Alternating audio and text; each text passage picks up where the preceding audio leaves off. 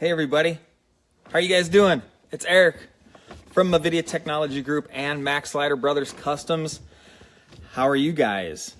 As you can see, I'm having a great time, test driving the old four-door Bronco live from the showroom at MaxSlider. I thought I'd jump over on this side because I stood up a lot yesterday and took my family to the City Museum in St. Louis and stood up all day long, had an absolute blast. How many of you guys have been to City Museum?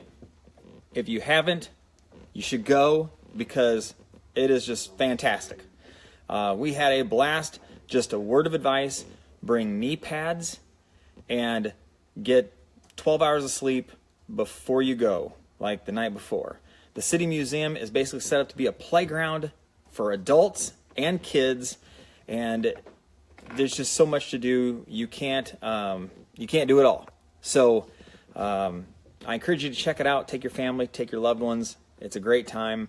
But if you're claustrophobic, I would encourage you to send a proxy ahead of you to make sure you don't caught in any tough situations. I had one panic attack yesterday where I had to put my head between my legs because I wasn't sure I was going to get out of this, what seemed to be the birdcage looking, have you ever seen those rats? Gerbils or hamsters or whatever, and there's like those tubes, and you walk around and you crawl around, and they do. Well, that's what it was like for adults, and sometimes they build holes for people this big, and I'm slightly larger than that. So anyway, nevertheless, as you can see, I'm flying solo today.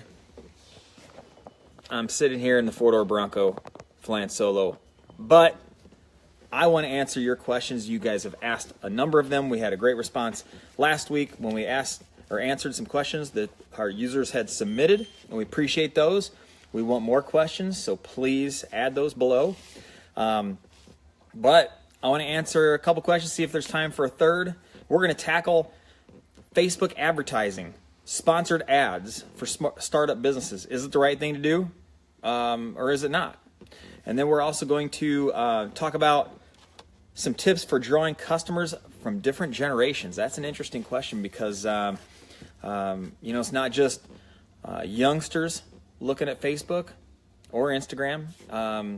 It's people of all ages. So how do you get all those genres if you serve all those genres in your small business? So without further ado, let's jump in. Jeff Leverton, who submitted this question, is recovering from a workout injury, and I just want to issue him a public apology. I made him curl with me, do some curls like this. You can see I need him.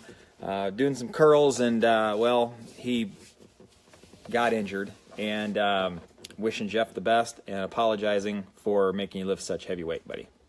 But he submitted this question, which is, what are some tips on using sponsored ads on Facebook to grow your business? Is it the right thing to do? Should you do it? What kind of things should you do? And so I'm going to open by saying I think Facebook advertising is an excellent way for a small business who has no followers to begin reaching people that you couldn't reach any other way. All right. So what it is Facebook offers the ability to run an ad that can be showed to a very targeted audience group. And so let's say I had a Bronco business, which obviously we do, and I wanted to run an ad for our high-end restoration. I might create a little graphic ad that has a really cool looking picture. The picture is very important because it's what initially gets people's attention, and then gives them a short message and encourages them with a call to action.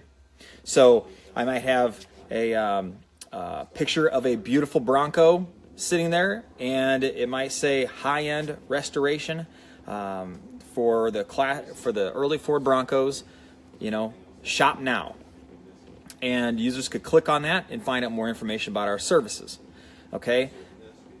Those are the basic nuts and bolts. And there's a lot of details in there that I'm not going to be able to break down without a lot of visual help, and I can't do that because I'm using my phone to record me, so you'll have to bear with me. Lots of variables, lots of details that you'll have to work through. A couple words of advice. the picture has to be very noticeable. Okay, so I might not just put a picture of a Bronco sitting there because, well, users see those kinds of pictures all the time on Facebook, right? I might want a picture of a Bronco in a really cool lifestyle scene because that's different than what people normally see. Or I might, if I wanted to play up the whole shock factor thing, I might have a Bronco doing a smoky burnout and maybe fires going from the tailpipes or something crazy. Whether you want to do something that dramatic or not, up to you and how it aligns with your brand. I encourage you to think about that. But you can dress up that photo to make it something that people, as they're scrolling through on Facebook, just like you do as a user, scroll through, go, oh, what is that photo? And then read that information to then engage with. The reason I think it's really cool, a really good opportunity for small businesses who don't have a following, is because you can buy access to a lot of people that may be shopping for or thinking about your types of products or services. Okay, so I know I'm running an ad right now to promote our new t-shirt line. I'm wearing one right here. They're very, thank you to Limelight Graphics, who did an excellent job, our partners in printing t-shirts, and we are selling a bunch of t-shirts right now, and we're just getting started because we're running some ads and we're promoting them really well on social media, and we're getting a lot of sales as a result of that. But I might run an ad, might have, a variety of t-shirts and styles and whatnot with a shop now. Well, I'm not going to want to run that ad and have it appear to people who love Corvettes, right? Because, well, Corvette's a Chevy. This is a Ford, right? And getting a phone call. I'm going to get a lot of those. Apologize. But I had to cancel that. But I'm not going to want to run this to an audience who doesn't care. I'm going to want to run this ad in front of people who specifically like the type of model of vehicle I'm showing on the t-shirt. Does that make sense? So I'm wearing a Ford F100 badge. That's what this is. It's the badge that sits on the front of a hood of a 50 style F100. Well, I'm going to want to show this ad to people who like that particular model of Ford pickup, right? I want to be super targeted and super clear who I'm positioning that in front of, because I want to maximize the response rate, the engagement rate, the people who actually click and hit that buy button and purchase that. Okay? So if you don't have a following right now, you can all of a sudden, maybe I've wanted to advertise those shirts to people, and hopefully that translates into more likes to my page and more followers. Whether they follow me or not, that's it's great if they do end up following us, but ultimately we want to transact, right? So we want to sell them that t-shirt. So super targeted, super clear, super engaging, very compelling language and very compelling picture, so that it gets attention and it makes people want to click. Very effective. There's also dozens of different types of ads you can run for your small business, and the cool thing is you can set the budget to whatever you want it to be that day. So you can run an ad for as little as $1 a day just to play with some of the different settings and try a variety of different ads. I do that all the time, where I'll run an A and B type ad where I want to compare the response rate of two ads, and so I may show a different picture and a different message or a different audience and see which one gets the better results. The most important part is, if you're thinking about doing it, stop thinking about doing it and just do it. Do it and control it. Minimize your expense, right? Minimize it. Spend a few bucks and look at the data. There's all kinds of data that's attached to Facebook advertising that you could then review, that makes you gives you the opportunity to make a better ad the next time. So get started right now. If you have a small following, excellent way to engage people that don't normally or don't know about you already. Let me get rid of this. I'm getting a lot of messages. Get in front of those folks, and in that, you can run all kinds of different ads. I can't spend much more time on that topic, but if you have questions on Facebook advertising specifically, please comment below and let us know, because we'll try to address those too. Lots of opportunity, and it is the new. Back 5, 6, 7 years ago, people wanted to run Google ads, right? Google ads that appeared in the search results, and that's kind of becoming, I don't say obsolete, but that's losing momentum because the social ads that you can be placing and targeting are significantly more effective, and you can even spend less money if you're good at that. So if you don't know it today, get to know it and start trying some things. All right. Thank you, Jeff Leverton, for asking that question. I hope you're feeling better today. Landon Lane asks, what are some tips for drawing in customers from different generations? Okay, so I would imagine you're talking about Facebook, but I'm going to use Facebook and Instagram kind of interchangeably because they're very similar medium right now, in that it's a bunch of social followers who may follow you because they're into what you do.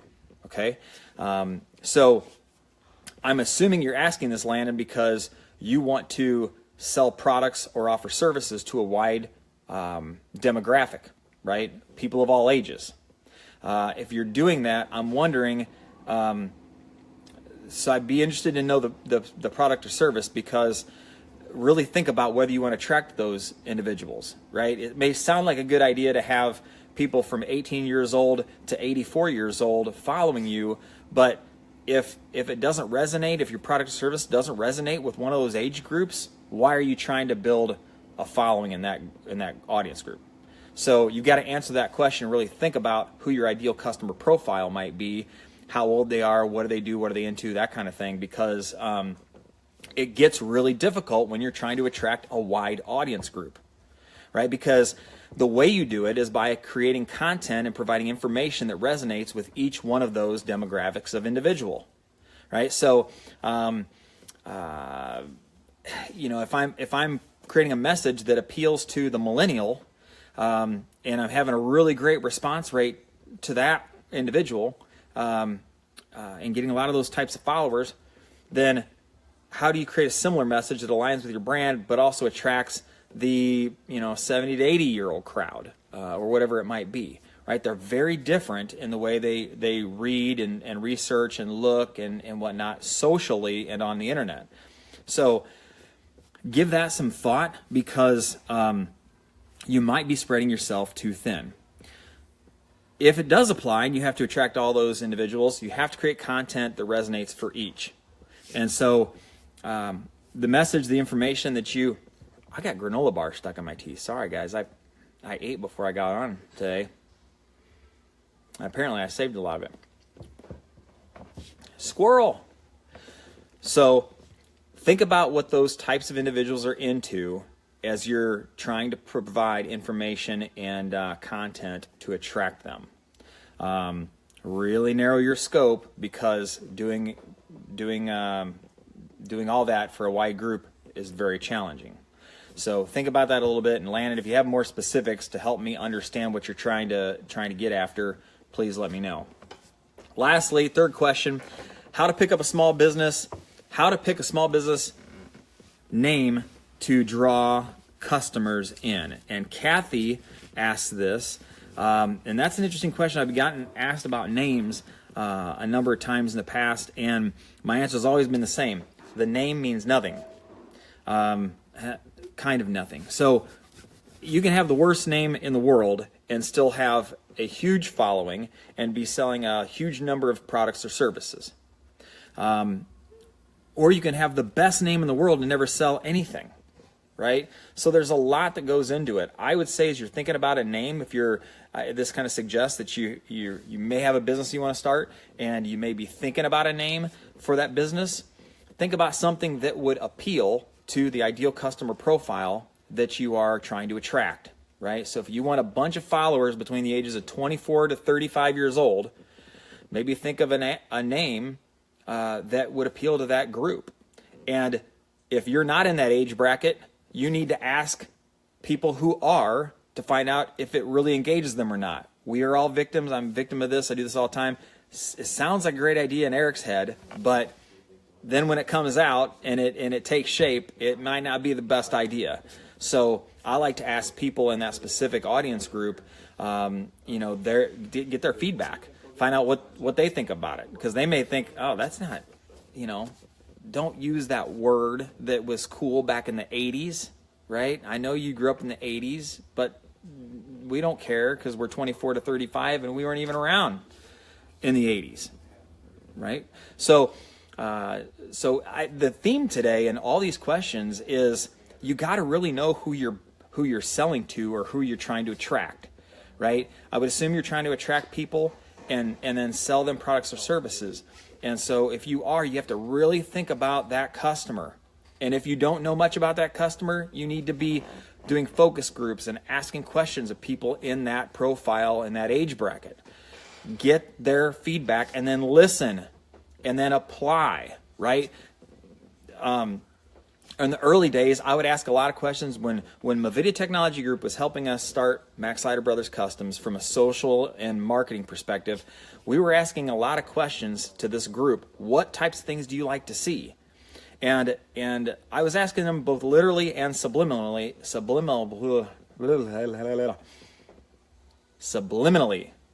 easy for me to say, subliminally by putting some stuff out there, trying some stuff, and then looking to see what kind of feedback. And if it didn't get any engagement, any likes, any shares, any of that kind of stuff, then I wouldn't do much more of that. I would try something else, right? So subliminally, I was gathering that data, and then I would also ask, right, what kinds of stuff do you guys want?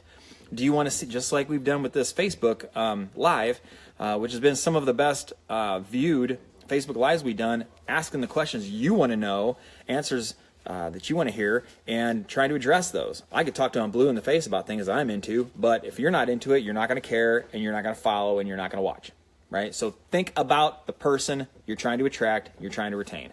I've probably talked way too long because I've got no moderator here to help me stay on track, and if so, forgive me. I hope it's been interesting.